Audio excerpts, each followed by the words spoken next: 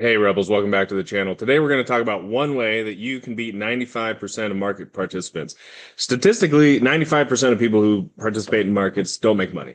Now, there's a lot of reasons for that, but today I wanted to bring up one that I think will be particularly helpful when you are trying to find the altcoins or whatever investment that you are trying to look for to make money in these markets. That is one element, is what you're choosing to invest in. So, before we do that, I wanted to throw out a caveat. I did a video earlier on GAN analysis and identifying trends, but I wanted to make a caveat with this particular chart, just to make things clear. So what we did was we ended up going through the process of creating our swing chart, which I have in the video, so you can learn how to do this yourself, and then how to use this tool to then identify the trends. It's very important to be on the right side of the trend, so you need to know how to identify them. Now, as we were talking in this chart, we had a low that printed, and then we had a higher low, and then we had a high here. And I said on a break of this high, we've officially printed a higher high. So then that is the point that we're in an uptrend. Now that's actually only true if this starting point wasn't a high, right? So we were coming down low from a higher point. So right here you have a high. This would technically be a lower high and a lower low. But then the next low that's printed is a higher low. And now once we've breached this point, we've officially printed a higher high than this high, right? So then that's when you're actually officially in an uptrend. And so that would actually be a good way to identify a change in the trend, because before this we were coming down into this. So we were probably in a downtrend or at least a neutral trend. And then the other thing that I want to mention here too, to get an early lead on an earlier lead than a swing break here that the trends have changed is let's just throw this back up here.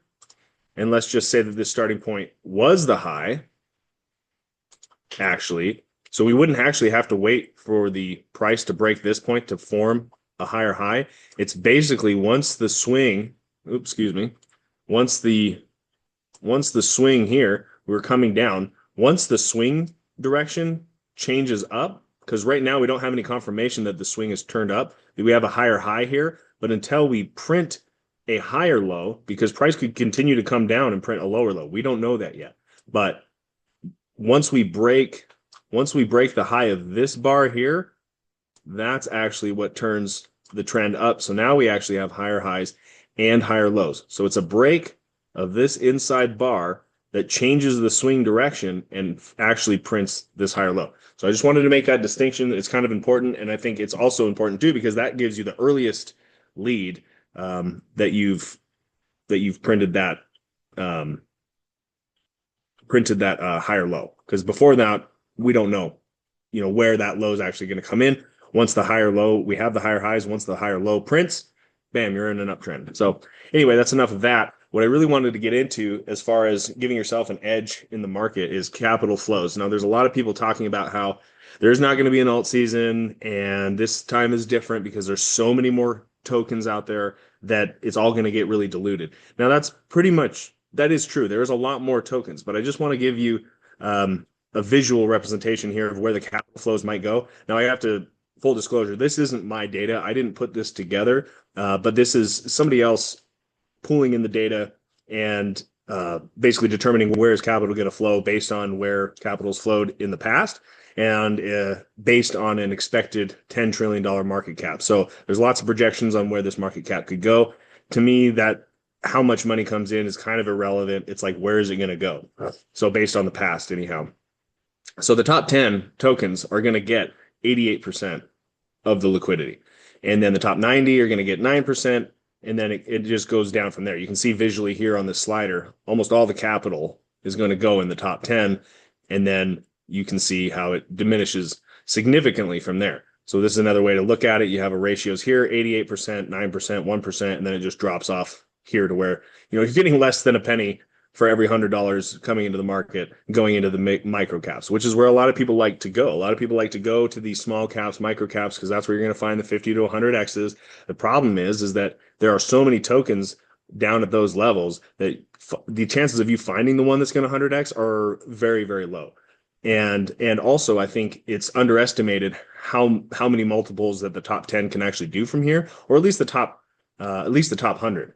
One instance was Cardano from last cycle. I think it had went from like a 5 billion market cap to like a multi, like maybe I'm just going to round numbers here, like to a $50 billion market cap. So going from 5 billion to 50 billion, it did a 10x from there. So having higher valuations doesn't mean that they can't do the multiples. So everybody thinks that you have to go down to sub 100 million market cap or lower to get these large multiples. It's just not true. If you go back into the other cycles, now I did make those Cardano numbers up. So you go look for yourself, but you can just see that it did go from a single digit billion market cap to a several double digit billion-dollar market cap valuation. So that's just something to keep in mind, right? So just based on these numbers, like where do you think that you have the best chances of making money? It's probably where most of the money is going to go. Now, this won't be stagnant. It's not like all the money that's coming in, 88% of it's going to be in the top 10 and it's not going to go anywhere. I understand it's liquidity. It's liquid. It's going to slosh around and slosh down the risk curve. So maybe 88% of the capital will initially go into the top 10. And then from there, I'm not saying that, there won't be a percentage that sloshes even farther down the risk curve. And that'll be something to look at. But if you're just trying to, if you're new to, even if you're not new to this, if you're just trying to decide okay, well, where is most of the capital going? Where do I want to park my capital? It's probably going to be where most of the capital is going.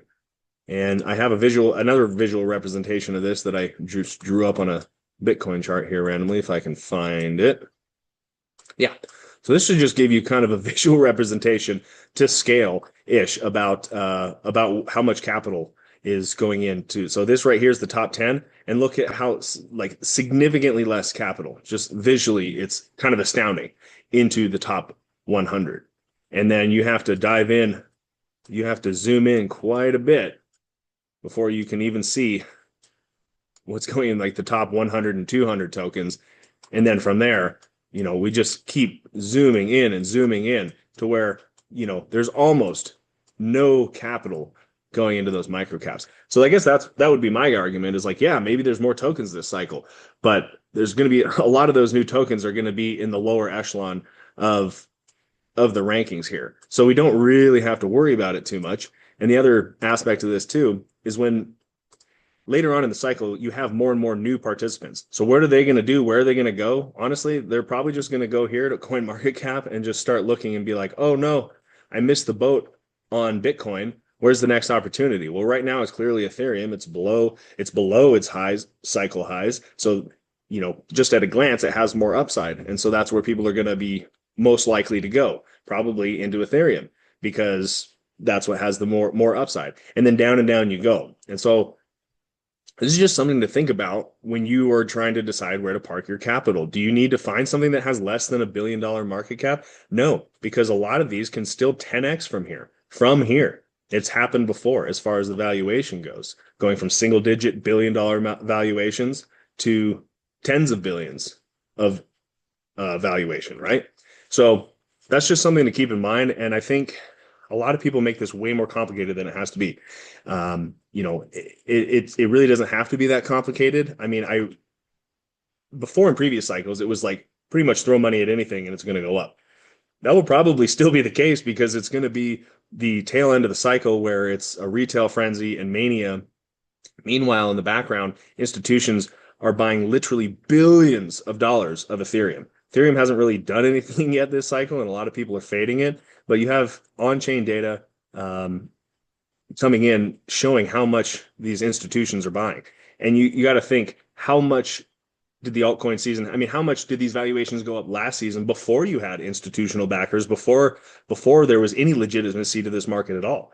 And, so, there's endless,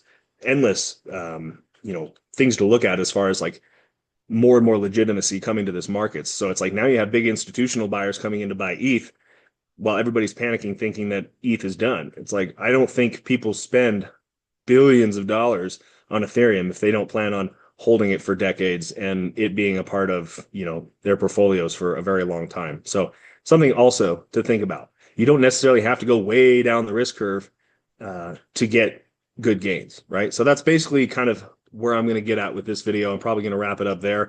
Things to think about.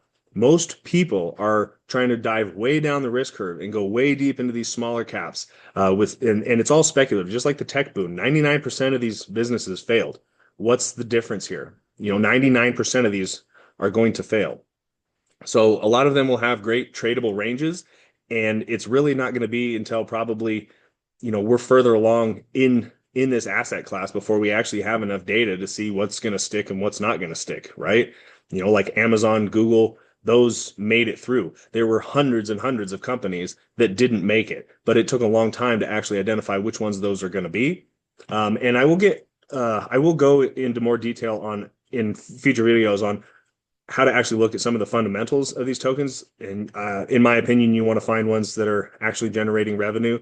I thought in the beginning of this cycle that this was going to be kind of the last of the speculative mania.